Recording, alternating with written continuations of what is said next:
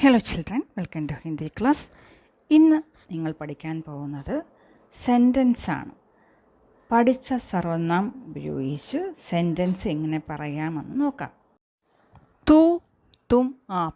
ഇത് പ്രോനൗണാണ്, നിങ്ങൾ പഠിച്ചു അല്ലേ? ഇതിൻ്റെ അർത്ഥം എന്താണ്? തുവിൻ്റെ അർത്ഥം നീ, തും നിങ്ങൾ, ആപ് താങ്കൾ. ഇംഗ്ലീഷിൽ യു എന്ന് പറയും. ഇത് ചേർത്ത് നമുക്കൊരു സെൻറ്റൻസ് എങ്ങനെ പറയാൻ സാധിക്കുമെന്ന് നോക്കാം. നീ ഇവിടെ വാ. തു യഹാം ആ. നിങ്ങൾ ഇവിടെ വരൂ. ഇങ്ങനെ പറയും, തും യഹാം ആവോ. അത് നമ്മൾ കുറച്ച് റെസ്പെക്റ്റോടു കൂടി പറയുമ്പോൾ ഇങ്ങനെ പറയും, ആപ് യഹാം ആയിയേ. അടുത്ത സെൻറ്റൻസ് നോക്കിക്കോളൂ. നീ അവിടെ പോ. തു വഹാം ജാ. തും ചേർത്തിട്ട് എങ്ങനെ പറയും? തും വഹാം ജാവോ. ആപ് വഹാം ജായിയേ. നെക്സ്റ്റ്, നീ പാല് കുടിക്കൂ.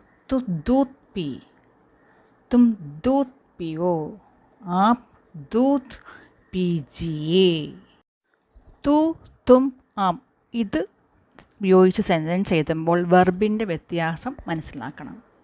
ചിലപ്പോൾ നിങ്ങൾ പറയുമായിരിക്കും, നീ വേഗം വാ. തു ജൽദിയാ. തും ജൽദി ആവോ. റെസ്പെക്റ്റോടു കൂടി നമ്മളെങ്ങനെ പറയും? അബ് ജൽദി ആയിയേ. ഇവിടെ വെർബിൽ വന്ന മാറ്റം എന്താണ്? ആ, ആവോ, ആയിയേ. നീ ജോലി ചെയ്യൂ. തു കാം കർ. തും കാം കരൂ. അബ് കാം കീജിയേ. നീ ഒരു ഗ്ലാസ് വെള്ളം കൊണ്ടുവരൂ.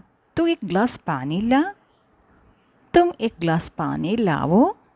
അബ് എക് ഗ്ലാസ് പാനി ലായിയേ. നീ ഇവിടെ ഇരിക്കൂ. തു യഹാം ബൈഠ്.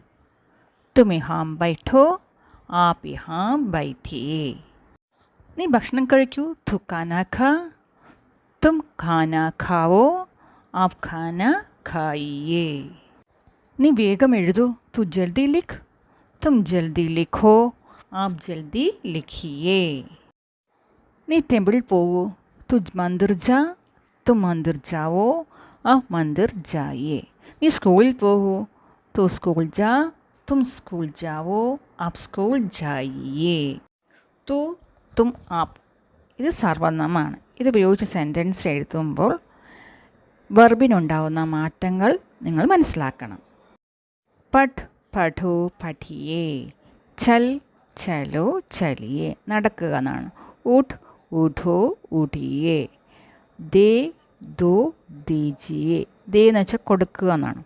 ലേ, ലോ, ലീജിയേ. ലേ എന്ന് വെച്ചാൽ എടുക്കുക, ടേക്ക്. ദേ എന്ന് വെച്ചാൽ ടു ഗീവ്.